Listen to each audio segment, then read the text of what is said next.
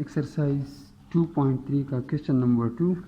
अब ये यहाँ पे क्वेश्चन है कि use algebraic rule, use algebra and the rules of limits to evaluate the following limits. यहाँ पे पहला जो पार्ट है इसमें है लिमिट x टेंस टू 4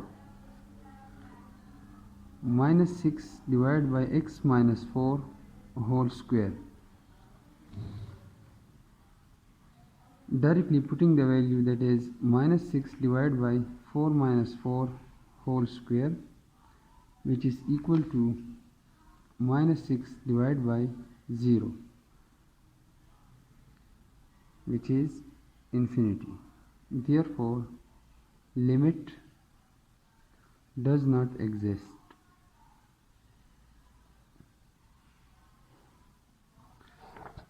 अब आते हैं दूसरे पार्ट की तरफ, जो कि है लिमिट x टेंस टू 0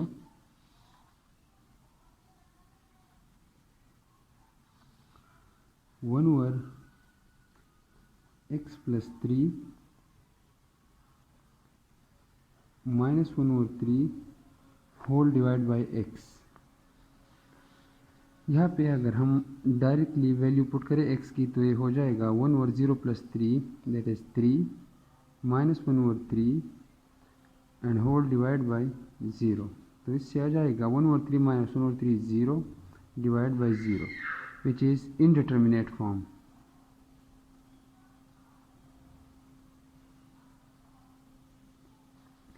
जब 0 बाई 0 आ जाए या इन्फिनिटी बाई इन्फिनिटी आ जाए तो इसे हम कहते हैं इनडिटर्मिनेट फॉर्म। अब यहाँ पे लिमिट अप्लाई करने से पहले हमें थोड़ा सा सिंप्लीफिकेशन करना होगा। यहाँ पे 1 over x plus 3 minus 1 over 3 divide by x। पहले इसका एलसीएम लेते हैं तो ये आ जाएगा 3 into x plus 3, x plus 3 से डिवाइड करो तो 3 आ जाता है, माइनस 3 से डिवाइड करो तो x प्लस 3 आ जाएगा डिवाइड बाई x। तो ये हो जाएगा 3 minus x minus 3 divide by 3 into x plus 3 whole divide by x। 3 और माइनस 3 0 हो गए, ये minus x divide by 3 into x plus 3 divide को मल्टीप्लाई लिखेंगे और ये हो जाएगा reciprocal.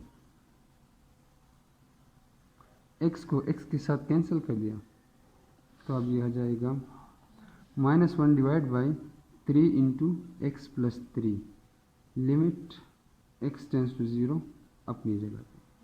Now putting the limiting value तो ये हो जाएगा -1 3 इंटू 0 प्लस 3, जो हो जाएगा -1 divide by 9, which is the required limiting value.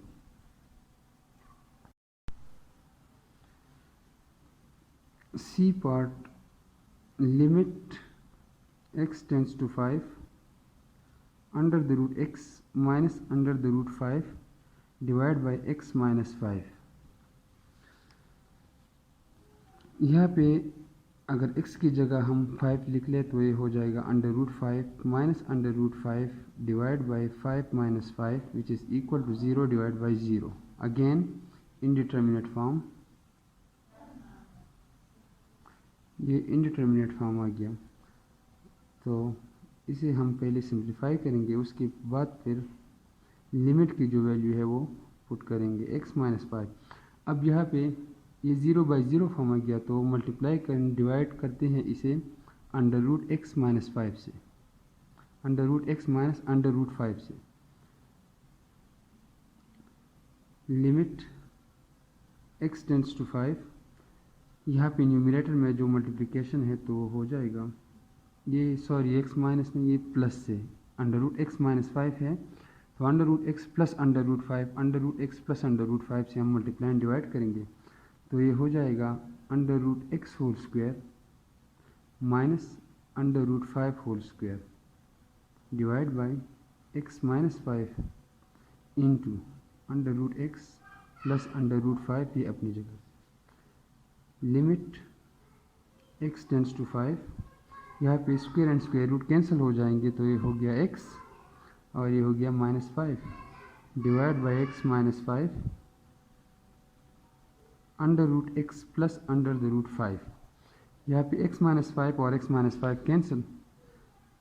अब लिमिटिंग वैल्यू पुट करते हैं तो ये हो जाएगा 1 डिवाइड बाई x की जगह 5, तो हो जाएगा under root 5 plus under root 5 that is equal to 1 divided by 2 under the root 5, which is the required limiting value of the given question। अब आते हैं क्वेश्चन नंबर 3 की तरफ, जो कि है find the limit of the convergent of the following sequences. Limit of the convergent of the sequences मालूम करने के लिए हम इस फंक्शन को, जो कि 5n divide by n plus 7 है, ये एक सीक्वेंस है, इसे हम चेक करेंगे कि ये कन्वर्जेंट है या डाइवर्जेंट है। तो इसकी कन्वर्जेंस या डाइवर्जेंस मालूम करने के लिए इसे हम एक फंक्शन लेंगे और इसकी लिमिट हम लेंगे n टेंस टू इन्फिनिटी तक। अगर n टेंस टू इन्फिनिटी पे ये एक कांस्टेंट वैल्यू जो एग्जिस्ट हो रही हो आती है तो ये कन्वर्जेंट होगा, लेकिन अगर ये इन्फिनिटी की तरफ जा रहा हो तो फिर हम इसे कहेंगे कि ये एक डाइवर्जेंट सीक्वेंस है।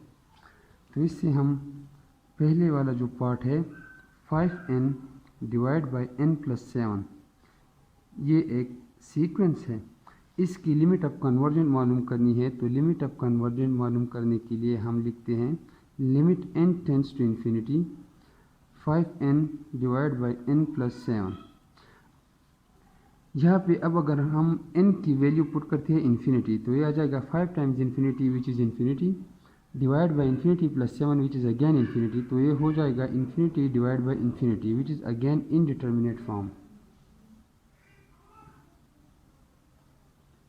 जब इनडिटर्मिनेट फॉर्म आ गया तो इसे हम, मतलब इसका ये हुआ कि हम डायरेक्टली लिमिट की जो वैल्यू है वो पुट नहीं कर सकते, पहले हमें कुछ सिंप्लीफिकेशन करना होगी यहाँ पे। तो जब इन्फिनिटी बाई इन्फिनिटी आ रही हो तो एक कॉमन लेने से ये मसला जो है ये हल हो जाता है। Limit n tends to infinity 5n divide by n plus 7 ये गिवन है। अब इसे किस तरह करेंगे हम, इन्फिनिटी बाई इन्फिनिटी केस को ख़त्म करने के लिए हमें क्या करना है, हमें यहाँ से n कॉमन लेना है। n तो यहाँ पे 5 डिवाइड बाई ये 5n की जगह हमने इस तरह लिख लिया। अब यहाँ से n कॉमन ले तो ये आ जाएगा n की जगह 1, n इंटू 1 अगेन n आता है, प्लस यहाँ पे n नहीं है लेकिन हमने n को कॉमन लिया हुआ है तो ये हो जाएगा 7 डिवाइड बाई n। अब यह अगर आप देखें कि हम n मल्टीप्लाई करते हैं तो ये हो जाएगा n इंटू 1 n आ जाएगा, प्लस प्लस n को यहाँ पे मल्टीप्लाई करें तो n और n कैंसिल हो जाएंगे और 7 आ जाएगा। तो इस तरह हम इसे लिख सकते हैं। Limit n tends to infinity अपनी जगह पे इसी तरह होगा। अब यहाँ पे n और n कैंसिल हो गए तो ये हो गया limit n tends to infinity 5 divide by 1 plus 7 divide by n। अब लिमिट अप्लाई करती है तो ये हो जाएगा 5 divide by 1 plus 7 divide by infinity, तो ये आ जाएगा 5 डिवाइड बाई 1 प्लस 0, क्योंकि any constant value which is other than 0 if you divide that by infinity so that is equal to 0। 7 को इन्फिनिटी से डिवाइड करेंगे तो इससे आ जाएगा 0। अब ये 5 divide by 1 which is equal to 5। तो इस सीक्वेंस की जो वैल्यू है यहाँ पे 5n divide by n plus 7 जो कि एक सीक्वेंस था, इसकी लिमिट ऑफ कन्वर्जेंस मालूम करनी थी हमने, तो यहाँ पे इसकी वैल्यू आ गई 5। इसका मतलब ये हुआ कि ये सीक्वेंस कन्वर्जेंट है। Therefore the sequence is convergent.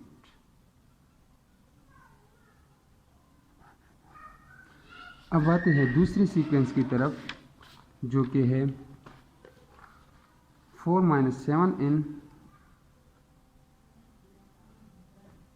Divide by 8 plus n।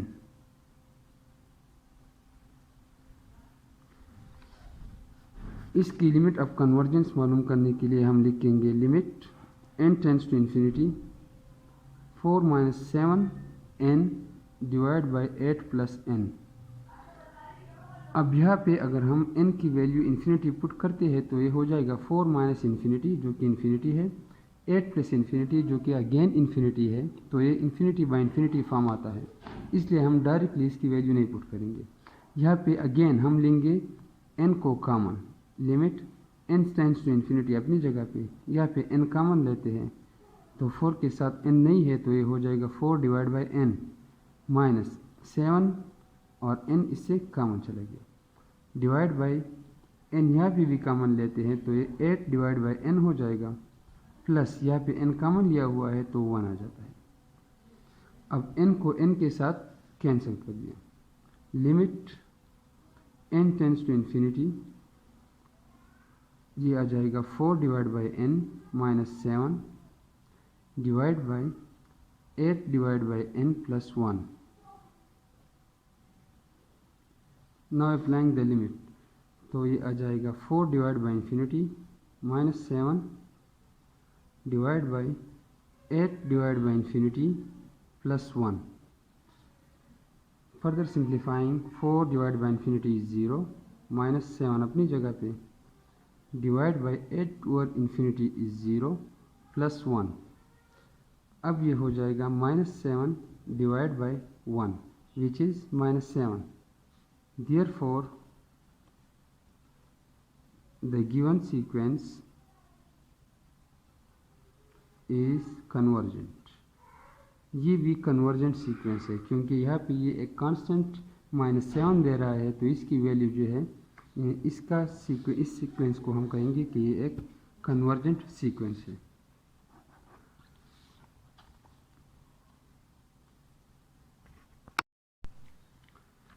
C part जो है वो है -1 power n divide by n square.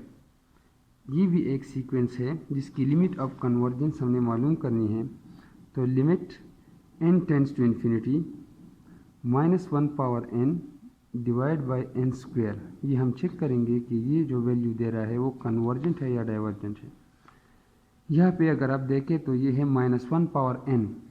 जब -1 पावर n है तो अगर n की जगह 1 आ जाए तो ये हो जाएगा -1, लेकिन अगर इसकी जगह 2 आ जाए तो ये 1 हो जाएगा। इसी तरह 3 तो ये -1, 4 तो फिर 1। तो -1 पावर n की वैल्यू जो है जो वो एक सिंगल वैल्यू की तरफ नहीं जा रही, वो एक सिंगल लिमिटिंग वैल्यू नहीं दे रही, तो इसे हम कहते हैं कि इसका लिमिट जो है वो एग्जिस्ट नहीं हो रहा क्योंकि सिंगल वैल्यू नहीं दे रही। Limit n tends to infinity -1 power n into limit n tends to infinity 1 over n square. अगर हम ये इस तरह लिखें, ये वाला पार्ट जो है ये तो हो जाएगा 0 क्योंकि ये 1 ओवर इन्फिनिटी हो जाएगा और 1 ओवर इन्फिनिटी जो है वो इक्वल टू 0 है। लेकिन अगर इस पार्ट को हम देखें तो ये डज नॉट एग्जिस्ट है क्योंकि इसकी वैल्यू जो है वो सिंगल वैल्यू की तरफ नहीं जा रही है। अगर ये इवन आता है तो ये 1 आएगा, अगर ऑड आता है तो फिर -1 आएगा। तो इसलिए इस पूरी लिमिट को हम कहते हैं कि ये लिमिट एग्जिस्ट नहीं हो रहा, लिमिट डज नॉट एग्जिस्ट, इसका लिमिट एग्जिस्ट नहीं हो रहा। Therefore the sequence is divergent, sequence is divergent, ये एक डाइवर्जेंट सीक्वेंस है।